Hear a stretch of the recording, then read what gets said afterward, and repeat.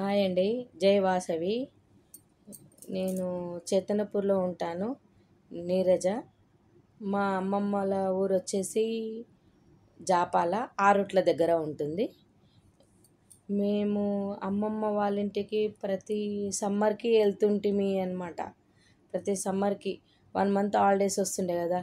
ఇక అమ్మమ్మ వాళ్ళ ఇల్లు అంటే ఎలా ఉంటుందో మీకు తెలుసు కదా. ఎప్పుడు వస్తుందా, ఎప్పుడు వస్తాయి హాలిడేస్, ఏ చిన్న 5 డేస్ హాలిడేస్ వచ్చినా కానీ వెళ్ళేవాళ్ళము. ప్రతి దీపావళి కూడా వెళ్ళేవాళ్ళము. దీపావళికి అమ్మమ్మ వాళ్ళకి నోములు ఉంటాయని చెప్పి అలా మేము ఇక సమ్మర్ హాలిడేస్లో వెళ్తే మాత్రం ఒక 1 మంత్ ఖచ్చితంగా ఉండేవాళ్ళము.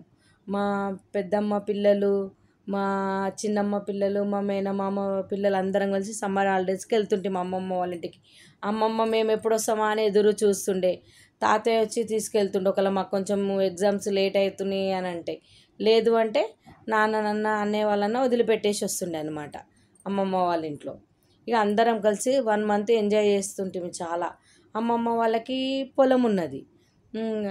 ఆ పొలంలో కూడా మేము ఎంజాయ్ చేసేవాళ్ళము. అమ్మమ్మ మేము వెళ్తున్నామంటే అందరము అరే పిల్లలందరూ వస్తున్నారని చెప్పి అమ్మమ్మకి సర్వపిండి చాలా బాగా టేస్ట్గా చేస్తుంది అనమాట. సర్వపిండి చేస్తుండే, చింతకాయ పచ్చడి పెడుతుండే, మామిడికాయ సీజన్ కాబట్టి మామిడికాయ పచ్చడి పెడుతుండే. అమ్మమ్మ వాళ్ళకు మామిడికాయ చెట్లు, చింతకాయ చెట్లు ఉండే పొలంలో. అట్లా అన్ని పచ్చళ్ళు కూడా పెడుతుండే అనమాట. ఏది ఇష్టం ఉంటే అదిగా పెడుతుండే. కానీ అమ్మమ్మ చేతిలో పెడితే చాలా బాగా టేస్ట్ ఉంటుండే అనమాట.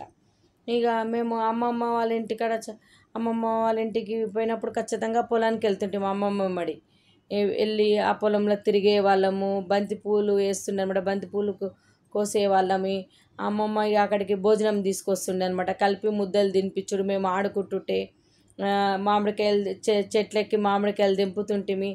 ఎక్కువ మామిడికాయలు కట్ చేసుకొని ఉప్పు పెట్టుకొని తినేవాళ్ళము పొలంలోనే. అలా చింతకాయ కూడా అంతే. చింతకాయ సీజన్ వచ్చినప్పుడు కూడా ఇప్పుడు చింతకాయ ఉంటుంది కదా చెట్లకి, అది పండుగ అయినాక తెంపుతుండే అనమాట. తెంపి అది మళ్ళా రాయి మీద పెట్టి కట్టెతో కొడుతుండే. ఆ గింజ తీసి ఆ చింతకాయ కూడా, చింతపండు కూడా ఉప్పు పెట్టుకొని తింటుంటిమి. అట్లా చాలా ఎంజాయ్ అంటే అసలు ప్రతిదీ ఎంజాయ్ చేసామండి. చాలా అక్క వాళ్ళు వస్తుండే, మా అన్నయ్య వాళ్ళు వస్తుండే. చాలా అంటే చాలా ఎంజాయ్ చేసేవాళ్ళమి. చిమ్మ చిమ్మ చింతకాయ అని ఉంటుండే అనమాట. సేమ్ చిక్కుడుకాయ లాగానే ఉంటుంది. అది చాలా ఇష్టం నాకు. అమ్మమ్మ నేను వెళుతున్నా అంటే కథము ఖచ్చితంగా చెట్లకు తెంపి పెడుతుండే. అది చిన్నది వస్తున్నది అది దానికి ఇష్టం అని చెప్పి అమ్మమ్మ తెంపి ఇస్తుండే. పని వాళ్ళతో తెంపిస్తుండే అనమాట. అది నాకు చాలా ఇష్టం. చిమ్మ చింతకాయ తింటుంటిమి.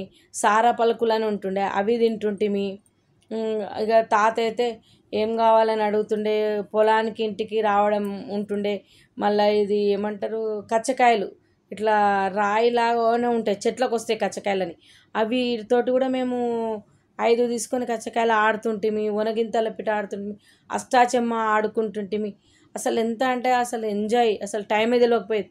అప్పుడే హాలిడేస్ అయిపోయినాయా అని అనుకుంటుంటిమి మేము.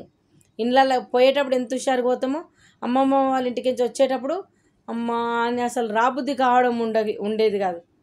అలా అనిపిస్తుండే అమ్మమ్మ వాళ్ళ ఇంట్లో ఉంటే. ఇక అమ్మమ్మ ఒక దగ్గర కూర్చొని అందరికీ తినిపియడము.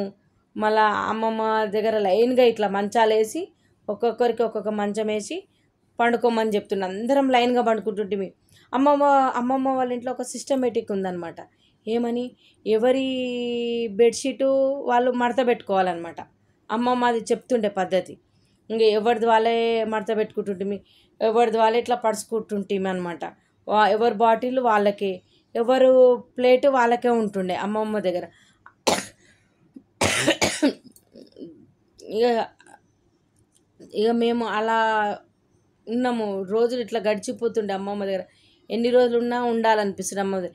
ఎంత చెప్పినా అసలు ఇది తగ్గదు అన్నట్టు అయిపోతుంది అమ్మమ్మ వాళ్ళ గురించి.